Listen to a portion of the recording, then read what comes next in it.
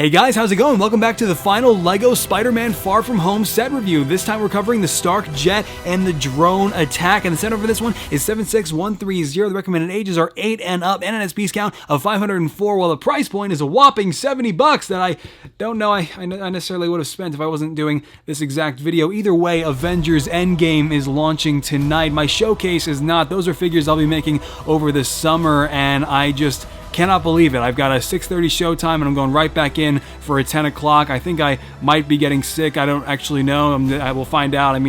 Either way, though, I cannot believe it. The Infinity Saga is coming to a close. Really, the last 10 years of our lives, considering the impact the MCU has had, I think, on most of the people watching this video, including myself. And I cannot believe this day has already come. And waiting 5 years since the original announcement in 2014 to see how the first 10 years of the Marvel Cinematic Universe would come to a close. And tonight is it. But we'll talk a little bit more about that toward the end, I guess. If you want to consider supporting the channel while picking up any of the new Spider-Man Far From Home sets through Amazon, there will be a link to my affiliate page down in the description below, and I'd very much appreciate it. But otherwise, let's get started. So why did LEGO not include the new Spider-Man suit for Far From Home? The red and black suit with the white emblems. Listen, man, I mean, it's disappointing for me too, right? I was hoping to see that minifigure. I kind of figured it was a given.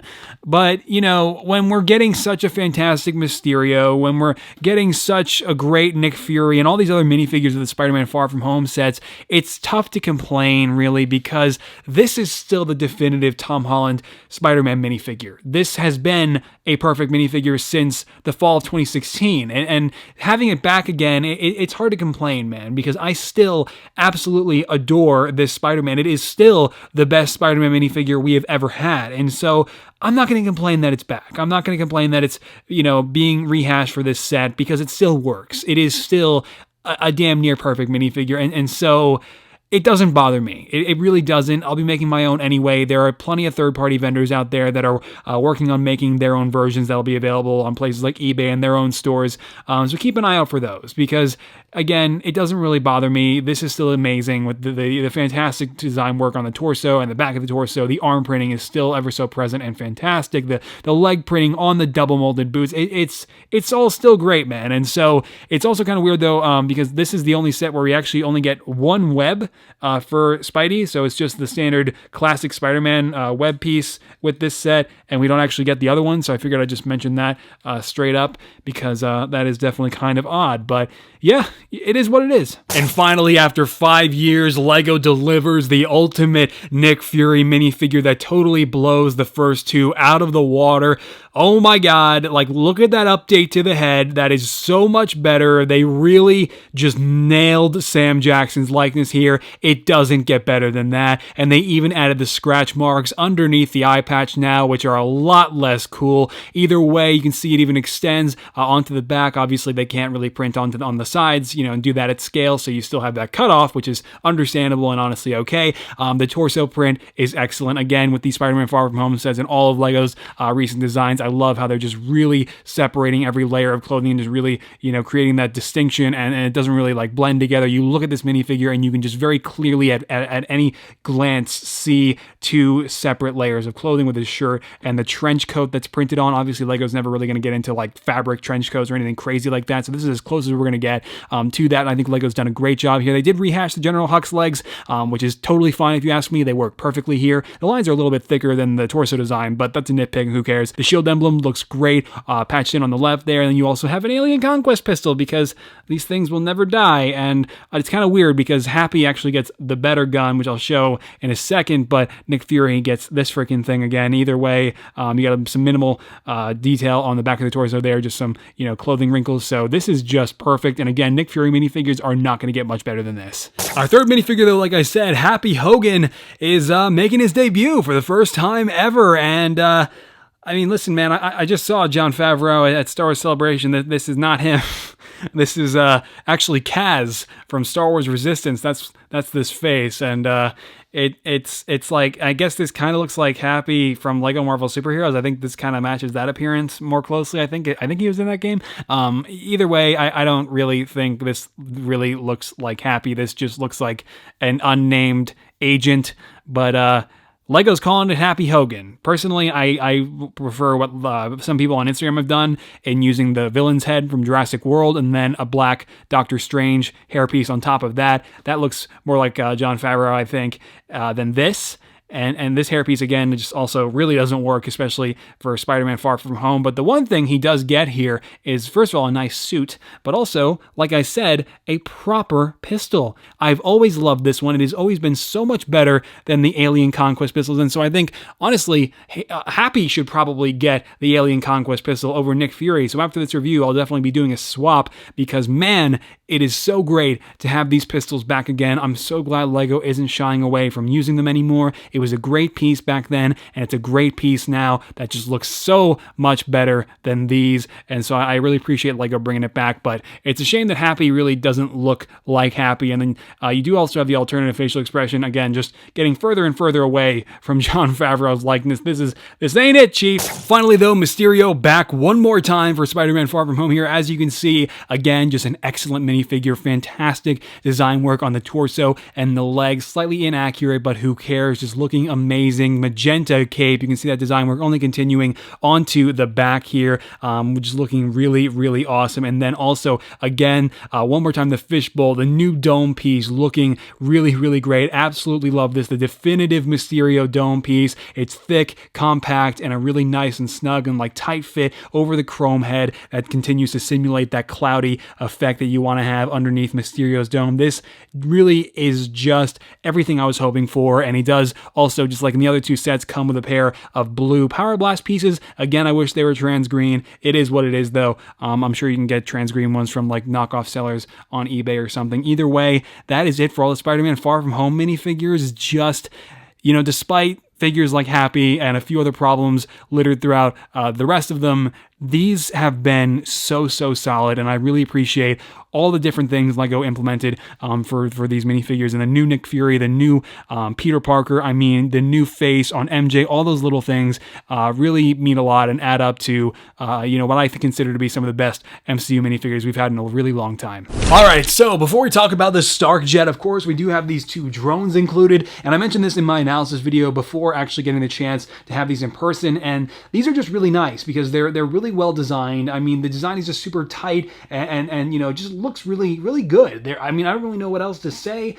They're simple, they're straightforward. They have two stud shooters each and just some trans orange studs that are kind of tacked on the sides, and so of course you can press down on the gray part. They fire, and I got that one. I didn't lose it. I win. Okay, great. But yeah, then you got like a couple more little cannons here, I guess, here on the front. These little gray pieces here that are clipped in kind of simulate that. And these are just really good, man, because unlike the stupid buggy or the stupid helicopter in the Avengers compound battle, you've got two really nice little drones here that naturally flow with the rest of the set. They really work, and you can believe that these would actually attack the Stark Jet as it's in the air, unlike those builds in the compound battle. So these are really good, man, and I really appreciate that. But getting them out of the way temporarily so we can talk about the Stark Jet. Get out of the shot. Oh my god. Okay. The Stark Jet is, I'm not gonna lie, I thought it was gonna be a little bigger. I don't know why I expected that, but it is a little bit smaller than I was expecting. And just to really make sure you have a solid idea of how big it is, here's Spidey right next to it. It's not that big. And I think that's a little unfortunate. I also am not sure how I feel about how flat it is.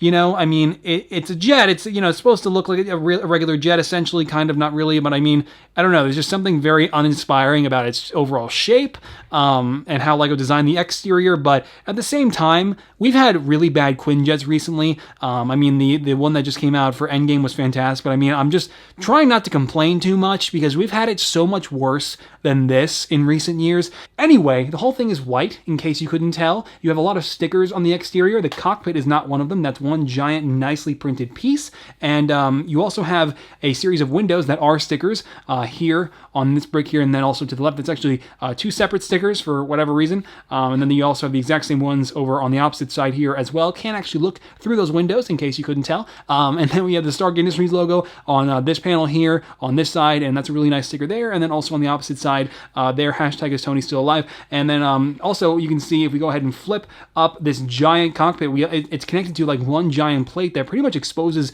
the entire interior. And again, Lego just bringing the interiors back, man. Check that out. You've got room for all the minifigures in this set, aside from Mysterio. His ass can just fly outside. It's fine. But as you can see, the cockpit, like the main pilot seat, has a lot going on in the form of these various different control panels. I mean, it's very spacious in there, 4x4 space, along with a series of 3 stickers in total there for each of those consoles. Those are really nice. I love how Lego maintains sort of like the tan aesthetic of the actual interior of the jet, which is really cool. So we'll go ahead and take Happy here, remove his pistol, and set that aside for a quick minute to get him into a seated position and drop him into that 2x2 available space right there so he can pilot our jet. And so that works out really nicely. And then directly behind him, you can see we have another 2x2 available space, and that is reserved for Nick Fury, of course. We'll take him, remove his pistol temporarily for a quick minute so we can get him into a seated position and then drop him into that 2x2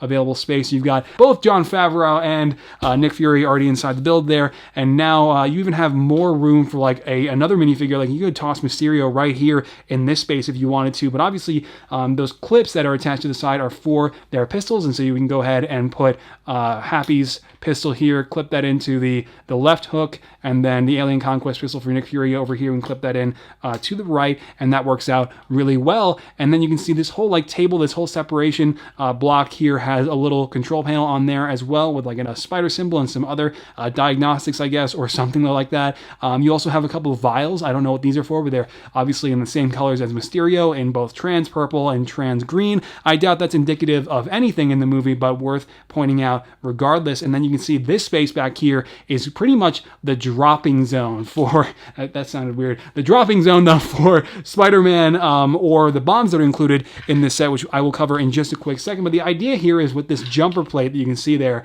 you take this web and then you attach Spider-Man to it. And listen, man, I mean, you're supposed to actually pose him and actually get him into a decent position. I'm just going to throw him in there like that. But essentially, you're supposed to take the web, attach it to the jumper plate. I guess we can kind of feed the web in there a little bit like that. And so you close the cockpit, back over, there we go, we're good. And then you have the trapdoor on the bottom that is activated by this button. And so you press it, and oh boy. Okay, let's try that again. So you press it. Okay, so you press. Okay, where is he? Come on, Peter. You're killing me, man. You're killing me. Maybe I should have actually positioned him properly. Okay, we're almost there this time, I think. Maybe. Possibly. Please? No? Okay, well, the idea is supposed to fall out like that. Just do it better than me when you actually get this set, okay? That's the idea. And, yeah. So that's something you can do. Or you can just straight up remove the jumper plate, or at least pull the web off the jumper plate, and then inside this top hatch on the back, which is accessible, if it'll just lift up, that would be great. Here we go. There it is. We've got these bombs in here, and I mean, the only way these are going to drop out from here is if the whole thing flips upside down, like that. And so you can do that, or you can just throw another minifigure in there. Again, there is more than enough room for Mysterio if you want him to be included in the jet. So yeah, we'll just throw him in there temporarily so that now we can actually use the whole, what did I call it? The dropping zone for the bombs. So we basically can toss those in that little section back. Come on. Okay. Come on, man. Come on. Back there. There we go. And then close that back over once again. And this time use the button to open the trapdoor. And we'll just bomb Peter. Here we go. All right, let's go. Ta-da. Anyway, as you can see, we also have a couple stud shooters on either wing, and you don't know how stud shooters work. You just push down on the gray lever, they fire, it's great, and I got it. Okay, we're good, got it, okay. Just plug that back in, and then you can see we've got the wings, which are posable by use of a couple hooks, a couple basic clamps for each one of those, and then we have the flame out the back there for the engine, and yeah, I think that is it. And by the way, the trapdoor actually locks back in by use of a couple studs right here and here that the corners connect back into. So that's how that stays in position when you're not, pressing the button in to get it to come open. So it works out really well. You got a couple little ball jointed repulsors down here and here, and a ton of these smooth dish pieces so that it can slide across a smooth surface. And that is it, man. That is it for the Stark Jet and the drone attack. Now, the big question is this set worth $70. No, it is definitely not worth $70 because, listen, man, the jet is really nice. As you just saw, I mean, I kind of made a total jackass out of myself trying to demonstrate all those features, but it is a really great set. The jet is really good. I mean, this is a really solid set. It's just, you know, the Spider-Man isn't new. You can get Mysterio in the other sets. You can get Nick Fury off of Bricklink. Happy Hogan isn't a huge deal. And so, because the set is $70 and it is a little overpriced, I can't just up and say, yes, go ahead and grab this set, because it's a little too steep, and personally, I would wait for a discount. And I don't know, you let me know what you think down in the comments, but I can't really recommend this set for $70. It's just a little too steep. If it was $60, I think, yeah, but 70 is it's just 70 is pushing it, and so that's definitely up to you. But yeah, guys, we're gonna take a look at the box, the instruction manual, extra pieces, and wrap up all three of these Spider-Man Far From Home reviews. The box is smaller than I thought it was gonna be, and I guess for reference, here's my custom Hulk Big Fig. I don't know if that helps, but it's a really nice graphic. You've got you know, a nice sunset sky with the Stark jet and, you know, the drone and the whole battle taking place there, and then you've got all four minifigures at the bottom, Spider-Man Far From Home render of the newer suit that is not included with this set on the right, and then also you have the Spider-Man symbol on the bottom right, along with it on the top again, the standard StarTech suit sporting the actual size reference, and then all the features that I hopefully showed you throughout the review. And I think on the side, no, not that side, this side, you get a really nice illustration of the Spider-Man suit that is included in this set, the StarTech suit. The instruction manual is like actually unnecessarily big. I don't get this, like why. Anyway, if we go ahead and flip it open, you can see the build is a whopping total of 91 pages, and then you get to the tail end here, you have an advertisement for Lego Who Cares, and then also an advertisement for Lego Marvel Superheroes 2.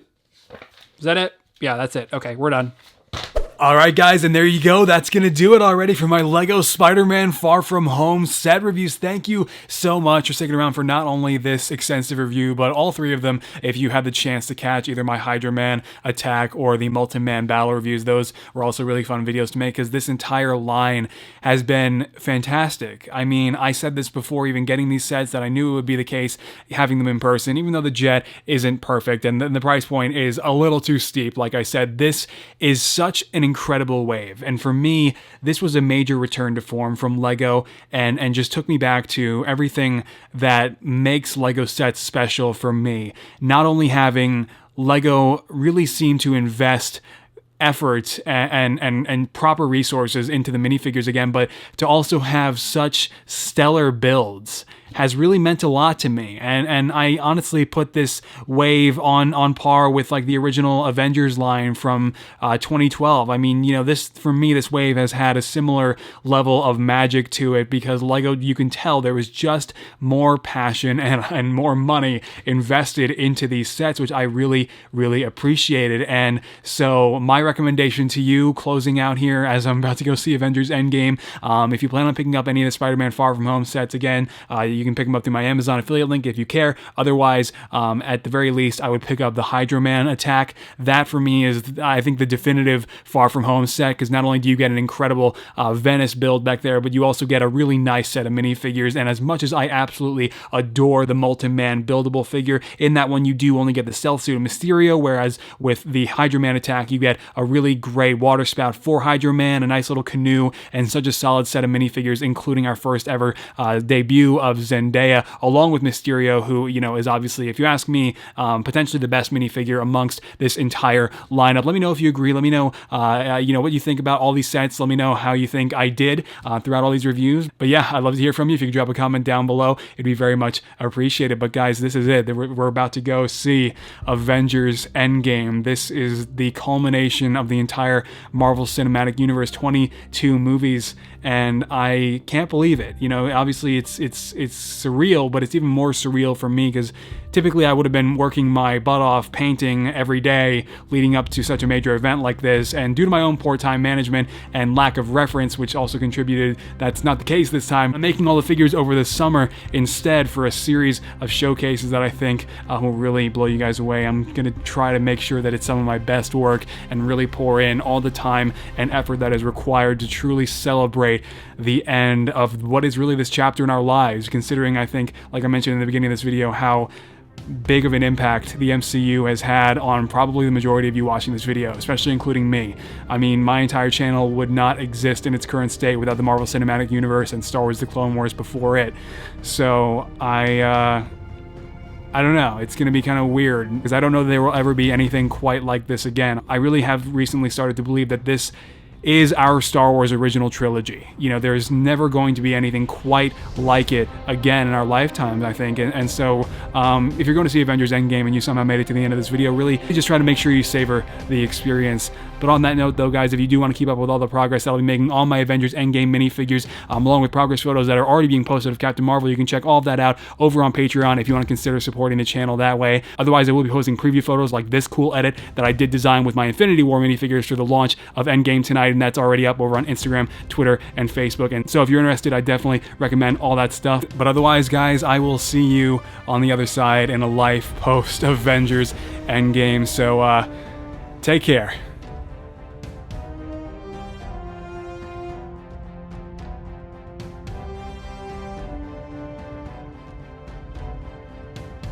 Hey guys, how's it going? So we're already drone attack. The center for this one is 761 Far From Home set review, and the center for this one is gonna do it, man.